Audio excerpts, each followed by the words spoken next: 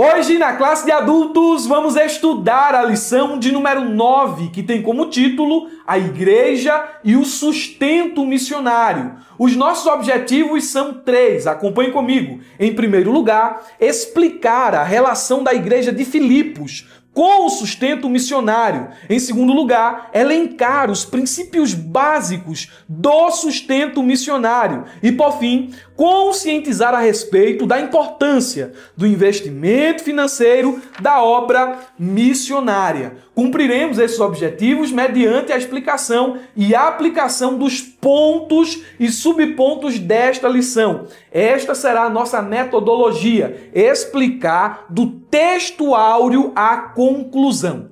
Queremos lembrar os nossos irmãos que estão nos assistindo por meio do YouTube que vocês podem fazer o download gratuito deste subsídio que estou utilizando por meio de um link que está na descrição do vídeo. Os irmãos que estão me acompanhando através da plataforma da ferramenta EBD sabem muito bem que além do subsídio, aqui embaixo vocês têm disponíveis vários outros materiais, slide profissional, infográfico, fluxograma, dinâmica e muitos outros recursos. Se você não é um aluno assinante da ferramenta EBD, está me assistindo por meio do YouTube, tem desejo de conhecer a ferramenta, o link está na descrição do vídeo. A ferramenta EBD é o local onde o professor da Escola Bíblica Dominical encontra tudo o que ele precisa para dar uma aula extraordinária em um só lugar. Faça como milhares de professores. Seja um aluno assinante da ferramenta EBD.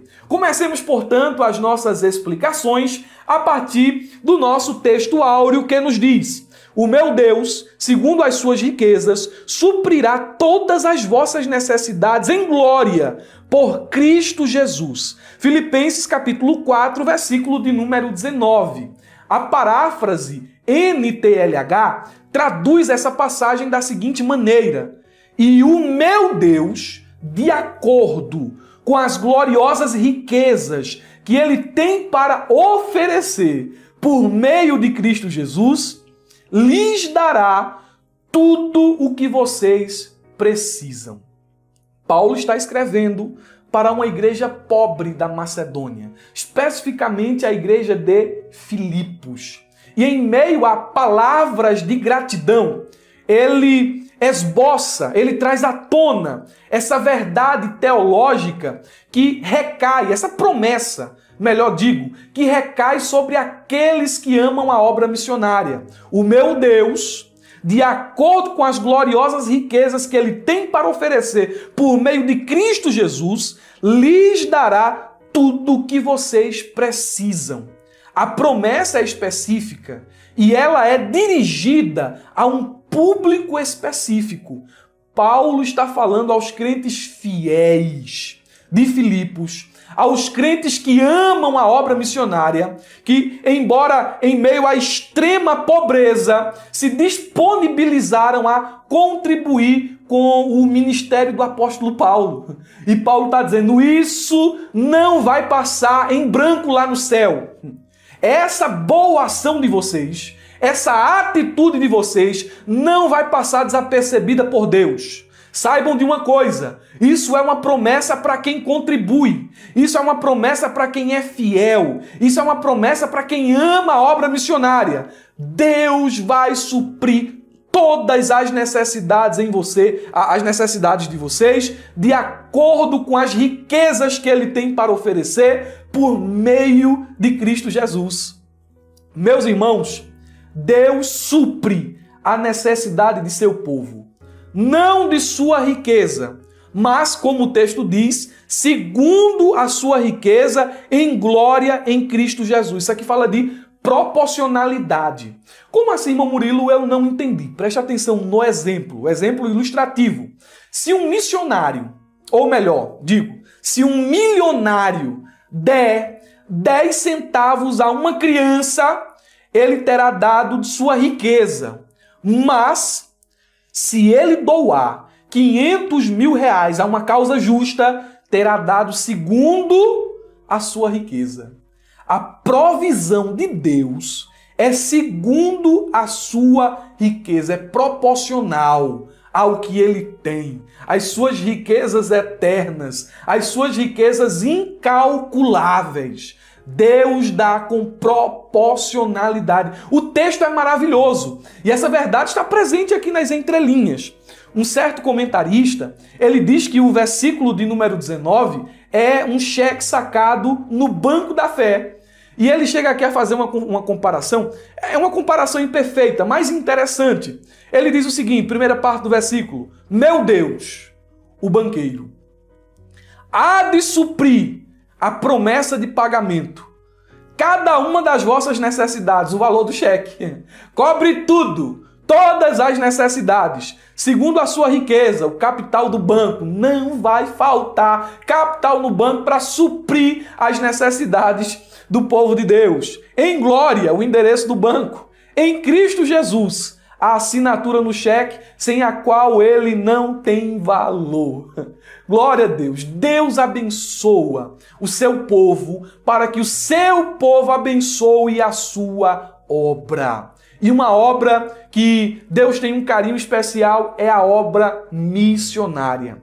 A nossa verdade prática nos diz: o sustento missionário é um investimento espiritual que Deus credita na conta dos doadores. Quando falamos sobre obra missionária, nós estamos aqui falando de custo, de gasto, mas a verdade prática está mostrando aqui que não é um custo, não é um gasto aleatório, não é um gasto insignificante, fútil, não, é um investimento. Quando doamos, quando contribuímos com os nossos dízimos e ofertas, e especificamente para a obra missionária, não estamos jogando dinheiro fora. Estamos investindo no reino.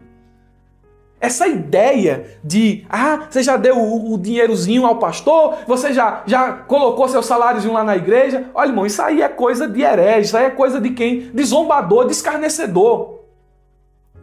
Nós sabemos, glória a Deus, nós sabemos que tudo o que colocamos na salva, tudo o que entregamos em prol da obra de Deus é um investimento no reino. Quando alguém contribui financeiramente para a obra missionária, Deus considera isso como um investimento espiritual. Deus considera essa ação como um investimento espiritual. Em outras palavras, Deus vê a generosidade e o apoio financeiro dado para a obra missionária, ou seja, qualquer outra obra, como uma ação que tem um valor espiritual significativo. E eu quero que você guarde essa expressão, essa frase que diz: a semente que multiplica não é aquela que comemos, mas a que semeamos.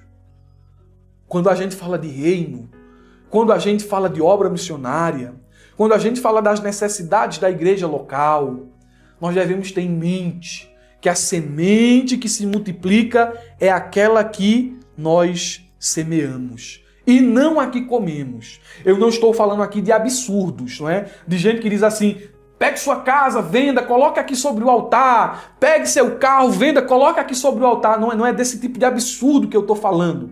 Desse tipo de doutrina de igrejas neopentecostais, de líderes que simplesmente visam sugar, tirar tudo o que você tem. Não é sobre isso que eu estou falando. Eu estou falando de um coração generoso, que compartilha, que dá sem pesar, que contribui sem murmurar, para ver o reino de Deus avançar. A Bíblia diz, em 2 Coríntios, capítulo de número 9, versículo 7, o seguinte: aquele que supre a semente ao que semeia. Você está semeando, vai acabar, a semente vai acabar. Não. Ele supre a semente ao que semeia. Não é ao que guarda a semente, é ao que semeia. Só quem semeia vai ter suprimento de semente. E pão ao que come, também lhe suprirá e multiplicará a semente, fará crescer os frutos da sua justiça. Vocês serão enriquecidos de todas as formas, para que possam ser generosos em qualquer ocasião e, por nosso intermédio, a sua generosidade resulte em ação de graças a Deus. Deus está multiplicando aquilo que está na sua mão. Ele tem um propósito: seja generoso.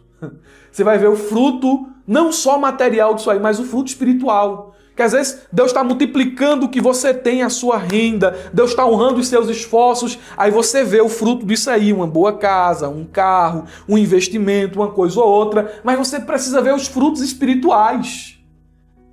Por meio da tua contribuição, missionário evangelizando, obreiro pregando, Bíblia chegando em lugares onde o evangelho é proibido, vidas aceitando Jesus, tem que ter fruto espiritual do nosso trabalho também, meus irmãos. A introdução da nossa lição nos diz o seguinte: o propósito desta lição é estudar de maneira bem específica o sustento financeiro da obra missionária no cenário atual. Desde a lição de número 6, nós estamos falando sobre contribuição missionária. Desde a lição número 6. Então, lição 6, lição 7, lição 8 e agora uma quarta lição, a lição de número 9. Essa lição de número 9, ela é mais específica. E ela tem como finalidade analisar a igreja de Filipos e a igreja de Corinto. E no terceiro ponto ali, fazer uma comparação entre as duas. Nós vamos seguir, muita coisa do que iremos aqui falar será uma recapitulação das lições anteriores, mas nos aprofundaremos em certos detalhes.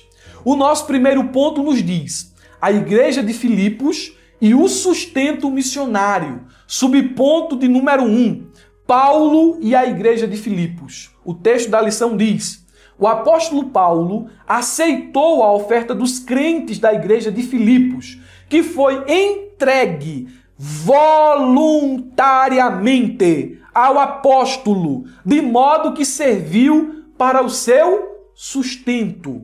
Ele recebeu porque foi entregue voluntariamente. Ele não pediu, ele não exigiu, mas isso partiu da própria igreja, essa voluntariedade. Os irmãos sabem que Paulo era um homem apaixonado por missões. Na verdade, ele entregou a sua vida por missões. Em suas cartas, ele declara que foi chamado pelo Senhor para ser apóstolo dos gentios. E ele se destacou como missionário transcultural. Atos 9:15, Atos 13, do 1 ao 13, 22 e 21, 26, 16 e 17. Paulo, como missionário transcultural, atravessou mares, cruzou desertos, enfrentou açoites e prisões para plantar igrejas na Europa e na Ásia. Tornou-se o maior evangelista e o maior plantador de igrejas do cristianismo. Ele tinha sentimentos missionários. E esses sentimentos o impulsionavam. Por exemplo, Paulo se sentia devedor de todos os homens, conforme Romanos capítulo 1, versículo 14 e 15. Paulo sentia a necessidade de pregar o evangelho. 1 Coríntios capítulo 9, versículo 16. Ele sentia a necessidade de visitar os novos convertidos e encorajá-los a permanecerem na fé. Atos capítulo 14, versículo 21 e 22. Paulo, além de tudo isso, sentia a necessidade de estabelecer obreiros na cidade onde pregava. E você pode confirmar isso em Tito, capítulo 1, versículo de número 5. É importante destacar, neste primeiro subponto, que esse sentimento de Paulo nunca permitiu que ele ficasse estagnado. As limitações financeiras, a oposição ou oposições humanas e demoníacas não foram capazes de imobilizar o vaso escolhido de Deus. Paulo não tem recurso para ir, mas eu vou mesmo assim. Paulo tem oposição na próxima vila, se juntaram para tentar acabar com a tua vida. Eu vou mesmo assim. Ele ia, ele anunciava o evangelho. Paulo, ele era extraordinário. E nós percebemos que ele vivia pela fé. O tópico diz que ele vivia pela fé. E viver pela fé aqui era confiar na providência divina e no cuidado das igrejas. Porém, Paulo era previdente. Ele era esforçado. Ele trabalhava com as suas próprias mãos na confecção de tendas para suprir as suas necessidades e as de seus companheiros. Atos capítulo de número 18. Quanto ao apoio financeiro das igrejas, ele mantinha uma ética pessoal. Ele não exigia pagamento pelo trabalho da pregação do evangelho, embora tivesse o direito. É direito do obreiro viver da obra. Mas Paulo, por uma razão ética e por questões bem específicas, abdicou desse direito. Mas é um direito, viu? É um direito bíblico. Um direito que é confirmado pelo Senhor Jesus. Paulo, quando vai falar sobre o direito do obreiro em viver da obra, ele cita palavras do próprio Jesus. Mas ele se abdicou desse direito.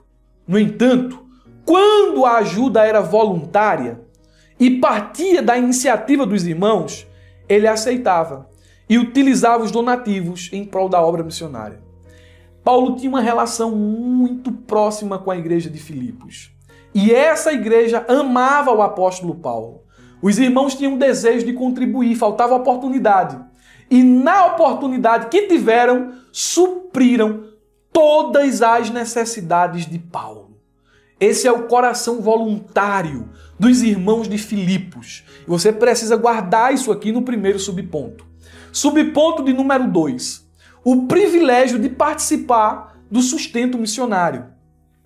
Texto da lição diz: à luz do exemplo da igreja de Filipos, os membros e os obreiros da igreja local têm o privilégio de serem participantes do sustento financeiro e do apoio aos missionários e suas famílias por meio da secretaria ou do departamento de missões da igreja. Ora, os filipenses faziam isso com alegria e de maneira voluntária.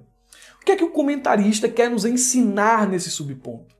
Ele quer nos ensinar que a igreja de Filipos é um modelo que precisa ser espelhado, um modelo que precisa ser copiado, seguido. Nós devemos ter o mesmo coração dos filipenses. Eles participaram do ministério de Paulo. Participaram suprindo as necessidades do apóstolo. E eles também tinham participação nos frutos do ministério de Paulo.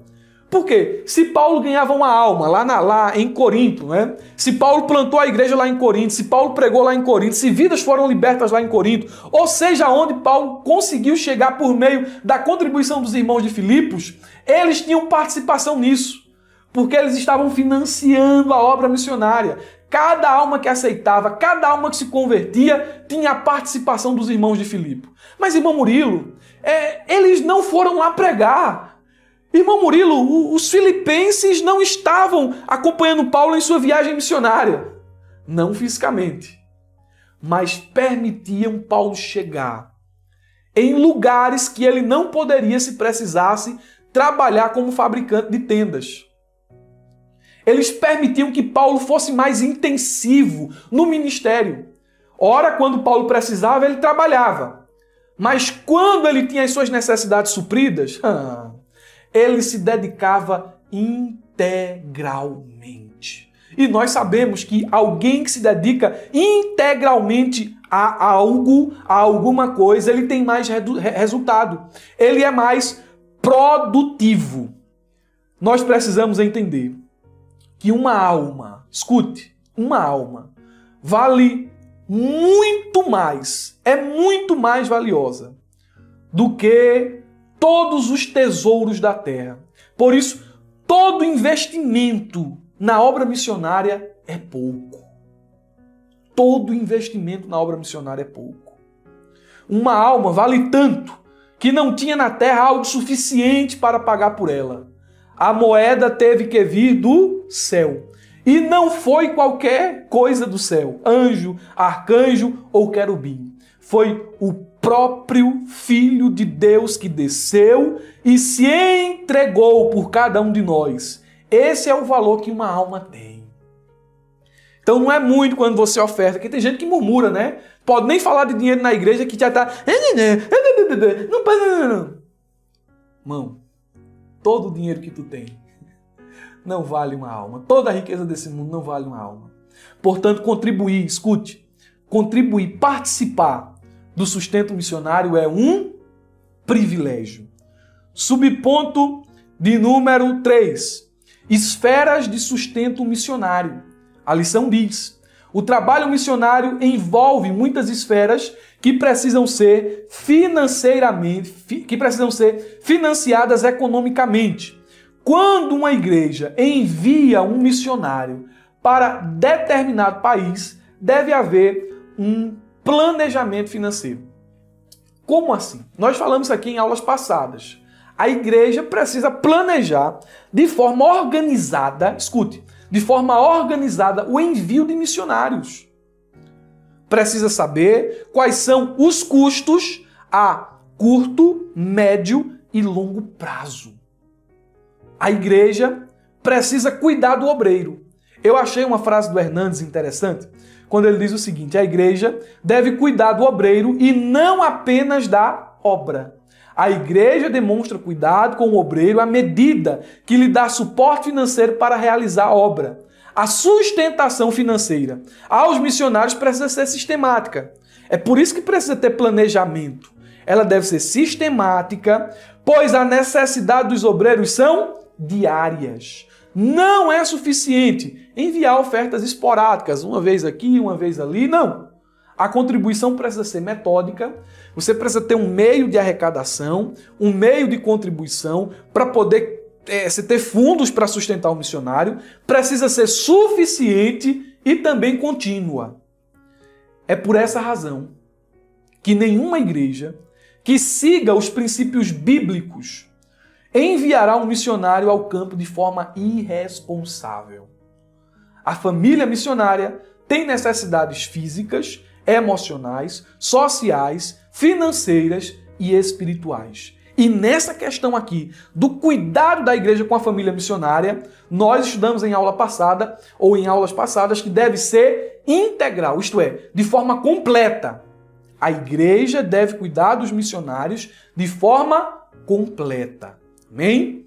O nosso tópico de número 2 nos diz: princípios básicos acerca do sustento missionário pela igreja. Ponto de número 1.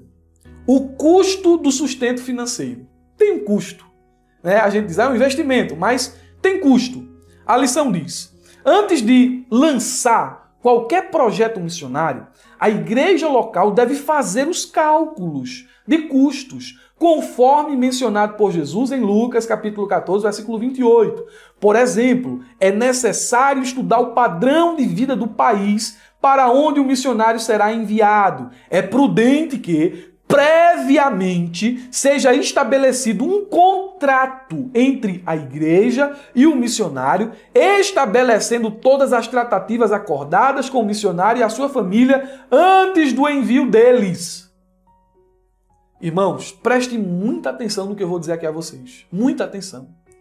Enviar missionários não é brincadeira. Não é algo que deva ser feito por pura emoção. Aí, sentimento missionário. Enviou o missionário. Não pode ser por emoção. Tem que ser algo planejado. Eu tomei conhecimento de uma certa igreja que, depois de uma conferência missionária, foi tomada por uma emoção. Vamos enviar um missionário, vamos enviar missionário, vamos enviar missionário. Separaram uma família da igreja e enviaram para o campo missionário. Quando a família chegou no campo missionário e ali se estabeleceu, a igreja que não planejou, a igreja que não se organizou, não conseguiu manter a família missionária no campo. Eles não atentaram para a diferença de moeda. Aqui nós temos o real. Onde essa família missionária estava era o euro. E os irmãos sabem que há uma diferença absurda do real para o euro. Um euro eu acho que vale aí em média quase R$6. Então o custo de vida do missionário que seria sustentado por uma igreja aqui no Brasil seria 6 vezes mais caro. Resultado, escute o resultado.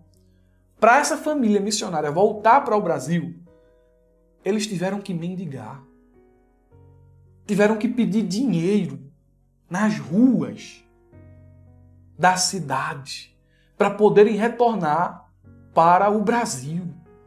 Então, obra missionária não é brincadeira. É por isso que o comentarista da lição, ele chega a sugerir nesse tópico aqui a importância de se estabelecer um contrato de ambas as partes um contrato de salário, um contrato de mais ou menos quanto tempo, não sei como funciona aí a sua igreja, isso aqui é muito de convenção, não é? Tem convenção que diz, 3 anos no campo missionário, tem convenção que manda para lá e assim, quando Deus disser que é para voltar, volta. Mas tem que ter um contrato, onde a igreja vai assumir a responsabilidade de suprir as necessidades do missionário e o missionário vai assumir a responsabilidade de cumprir com as obrigações postas pela igreja. Contrato é necessário.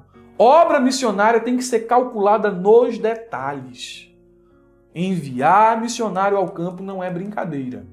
Segundo subponto, princípios básicos do sustento missionário. Nesse subponto aqui, eu poderia elaborar vários outros princípios baseados em Filipenses 4:10 ao 20. Porém, eu quero explicar apenas os princípios que estão aqui na revista, porque é a revista que você vai ter em mãos quando você estiver na classe ensinando aos seus alunos. É a revista que os seus alunos terão em mãos. Então, eu acho importante você conhecer os pontos aqui apresentados, os princípios apresentados aqui para o sustento missionário. A lição diz: com base no texto bíblico de Filipenses 4, versículo 10 ao 20, apresentamos alguns princípios básicos a respeito do sustento missionário. São princípios básicos. É o mais básico de todos aqui. Existem mais, muito mais do que os que estão aqui, lógico. Mas aqui é o básico. Primeiro princípio: o suporte financeiro deve ser feito de modo organizado, sem ignorar a carência e as necessidades dos missionários no campo. O que esse princípio está nos ensinando?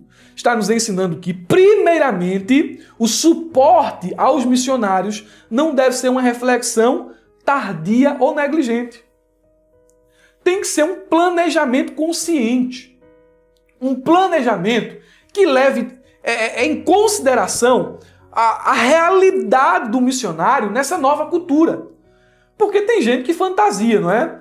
E pensa assim, não, faz um orçamento todo troncho e quando as coisas não dão certo, ou a culpa é da igreja, não, fica aquele embolado aqui. Eu vou ter cuidado nas palavras aqui, não é? Para ninguém se sentir ferido. Mas a ajuda, o sustento deve ser pensado de forma organizada e não negligente. Tem que ser uma prioridade e não algo feito de qualquer maneira. E essa ajuda, esse sustento ao missionário deve atender às necessidades que ele tem no campo. Esse subponto aqui está nos ensinando sensibilidade. Precisamos ter sensibilidade, ação concreta em relação às carências e aos desafios enfrentados pelos missionários.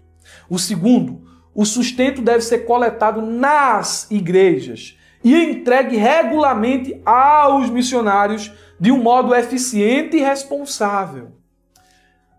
Esse ponto nos leva a compreender que o sustento missionário não é apenas uma tarefa individual, mas é uma responsabilidade coletiva. Veja, o sustento deve ser coletado nas igrejas.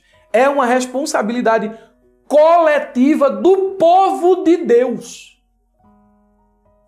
O povo de Deus, que tem um coração missionário, vai prestar sustento aos missionários. Em terceiro lugar, o sustento de missões é uma resposta voluntária dos fiéis que, em gratidão a Deus pela salvação, apoiam a proclamação do Evangelho e, por isso, doam voluntariamente ofertas para sustentar os missionários enviados. Voluntariedade. Irmãos, preste atenção. Se você faz por obrigação, Deus não recebe isso não. Tem que ser voluntário, irmãos. Eu me recordo de um irmão que foi dar uma oferta uma vez na igreja e pegou assim eu vou até dizer o valor da oferta, era uns R$700. Eu dou uma pena, meu Deus. Chega a me dar uma coisa ruim quando eu boto esse dinheiro todo na salva. Fique com o seu dinheiro. Pode servir para uma necessidade aqui agora, mas você não vai ser recebido. Essa oferta não é recebida lá no céu, não. Melhor você ficar com o seu dinheiro. Com essa pena toda aí, fique com o seu dinheiro. Fique. tem que ser dado voluntariamente, com alegria. Em quarto lugar, o sustento deve ser mais do que o básico. Deve ser amplo, de acordo com a natureza daquele trabalho missionário. Não é só suprir as necessidades do missionário, mas é dar condições de que ele faça a obra avançar naquela localidade para onde ele foi enviado. Por último, o sustento de missões deve ser feito de modo constante e permanente. Não é uma ação pontual, não. É um compromisso constante e permanente. Em síntese, o texto de Filipenses 4, 10 ao 20 nos desafia a adotar uma abordagem organizada, coletiva, voluntária, generosa e constante em relação ao sustento missionário. Lembrando que esses princípios precisam estar presentes, mas a administração, a organização deles é convencional. Depende da convenção do seu estado. Cada estado tem uma maneira de trabalhar na obra missionária, ok? O último subponto deste tópico 2 diz: um apoio fiel e permanente. Preste atenção, a lição diz: o texto, ou melhor, o desafio da igreja local não é somente enviar, mas também manter o sustento missionário, não abandonando o obreiro e a sua família no campo de trabalho. Eu selecionei essa última parte aqui de propósito. O desafio da igreja local. Irmãos, é um desafio. Enviar e manter o missionário é um desafio. Desafio. A igreja que não evangeliza não é evangélica. A igreja que não cumpre o ID não é bíblica. Não é. O que é que eu estou querendo dizer com isso? Eu estou querendo dizer que diante dos desafios financeiros para a realização da obra missionária, a igreja não pode ser irresponsável, ok? Porém, ela não pode ser indiferente.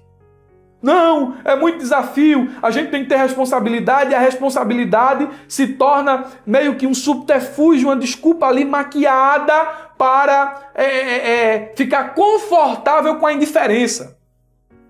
De jeito nenhum. A igreja precisa orar e pedir a Deus condições para enviar os missionários, para enviar missionários. O Hudson Taylor disse uma coisa interessante. Está na revista, em outro ponto, mas está na revista. O trabalho de Deus, feito à maneira de Deus, nunca faltará os recursos de Deus. Pode acontecer de faltar trabalhadores, mas não faltará recursos para a igreja que está no centro da vontade divina. Se a sua igreja não tem missionários, orem ao Senhor, façam campanha de oração e você vai ver que não vai faltar recurso. Como? Não sei, mas Ele vai suprir. Às vezes Deus vai abençoar um irmão em específico ali na igreja e a contribuição da igreja vai aumentar. Às vezes Deus vai trazer pessoas de fora que vão contribuir e o sustento, o rendimento da igreja vai aumentar ao ponto dela ter condições de enviar um missionário, de encarar esse desafio. Mas a igreja precisa se mover nessa direção. Amém, meus irmãos? Terceiro tópico, aprendendo a investir na obra missionária. E aqui no primeiro ponto, o comentarista ele vai fazer uma comparação entre a igreja de Filipos e a igreja de Corinto. São duas igrejas completamente diferentes quando o assunto é investir em missões. A igreja de Filipos era pobre. A igreja de Corinto era abastada. Era uma igreja rica, de muita condição financeira. A igreja de Filipos era desprendida, doava de coração para a obra missionária. A igreja de Corinto não. A igreja de Corinto segurava. E principalmente, eles eram mãos fechadas para o apóstolo Paulo. O texto da lição diz: infelizmente, por não ser generosa, A igreja de Corinto precisou da intervenção de outras igrejas para que o apóstolo pudesse exercer suas atividades. Olha o que diz 2 Coríntios 11, 8 e 9. Despojei outras igrejas. Ele está usando aqui uma hipérbole, uma linguagem muito forte. Despojei outras igrejas, recebendo delas sustento, a fim de servi-los. Quando eu estive entre vocês e passei alguma necessidade, não fui um peso para ninguém. Pois os irmãos, quando vieram da Macedônia, supriram aquilo de que eu necessitava. Fiz tudo para não ser pesado a vocês e continuarei a agir assim. Certo estudioso diz o seguinte: quão poucos são os macedônios hoje. Mas quantos coríntios há em toda parte? Vou repetir. Quão poucos macedônios há hoje, mas quantos coríntios há em toda parte? Gente com o coração aberto para a obra? Poucos.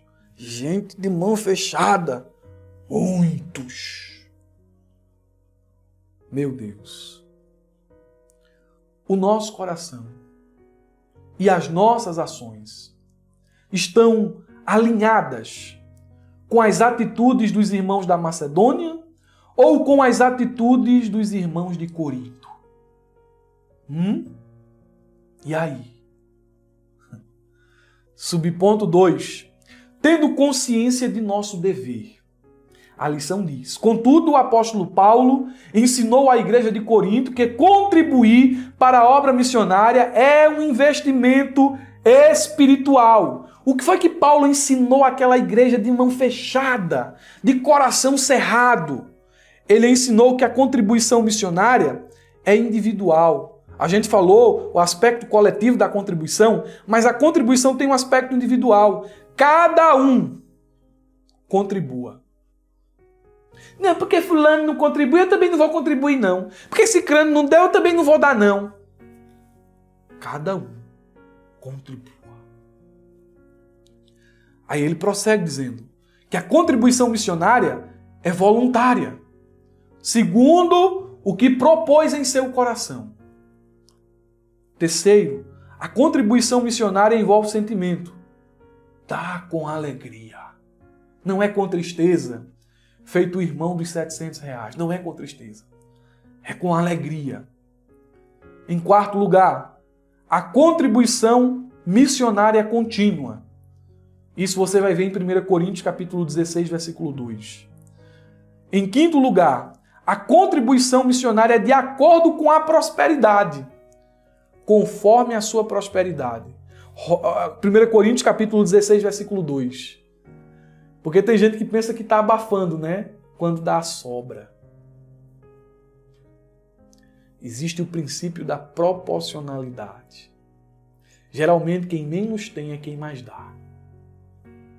E por fim, o investimento material resulta em bênçãos espirituais. Confira 1 Coríntios capítulo 9, versículo 11. E eu coloquei um outro texto aqui, não vou citar, não era Romanos 15, 27. Mas estamos falando aqui da ajuda, ou melhor, dos ensinamentos que Paulo passou para os coríntios. Igreja de mão fechada e coração fechado. Alguém disse o seguinte, não é? Que o dinheiro da igreja está no bolso dos crentes. Interessante, não é?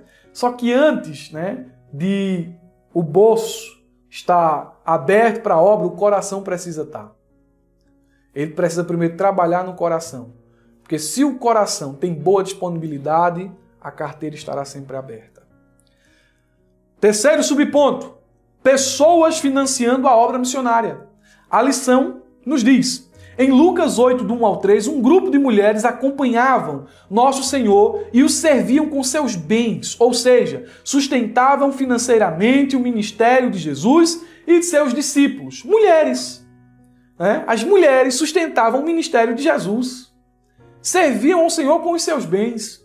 E nós temos aqui o nome de várias mulheres, mulheres que foram curadas de enfermidades e foram libertas de espíritos malignos. E como uma forma de gratidão, elas serviam ao Senhor com tudo que tinham e com tudo que eram. Olha, irmão, Jesus te salvou, não salvou? Eu creio que Jesus te salvou, Ele me salvou. Muitos que estão me ouvindo, Jesus batizou com o Espírito Santo. Jesus deu nova vida. Por que tanta ingratidão na hora de contribuir? Antes tinha o teu dinheiro para cachaça, para o fumo, para a festa, para a prostituição. Tinha dinheiro para tudo. Por que tanta ingratidão na hora de contribuir? Provérbios 3:9 diz: honra o Senhor com todos os seus recursos. Honre a Deus com todos os seus recursos. Concluindo, meus irmãos, a lição diz: nossos dízimos e ofertas são uma maneira de reconhecermos a soberania de Deus em nossas vidas e a vontade divina, a salvação em nossa vida e a vontade divina, a salvação dos perdidos da terra. Foi que eu pensei aqui dentro da conclusão. O comentarista ele conclui enfatizando que os dízimos e as ofertas não são apenas importantes para a obra missionária e a manutenção da igreja, mas também é uma forma de reconhecer que o Senhor, que Deus, é Senhor sobre todas as áreas da nossa vida. Devemos honrá-lo com um viver santo. No entanto, também é nosso dever honrá-lo com nossas posses, sendo fiéis em nossos dízimos e ofertas. Deus é Senhor do seu bolso? Ele é Senhor da sua carteira? Você ama mais o Senhor do que os bens materiais? Você ama mais as almas do que o dinheiro? Não são as suas palavras, mas sim as suas ações que darão a resposta adequada a essas indagações.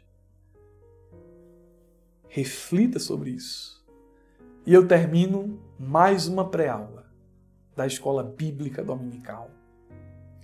Seja um homem e uma mulher de Deus que contribui com a igreja local e com a obra missionária. Participe desse privilégio. Desejo a todos uma ótima aula de Escola Bíblica Dominical, um ótimo final de semana e não se esqueça, abra a jaula.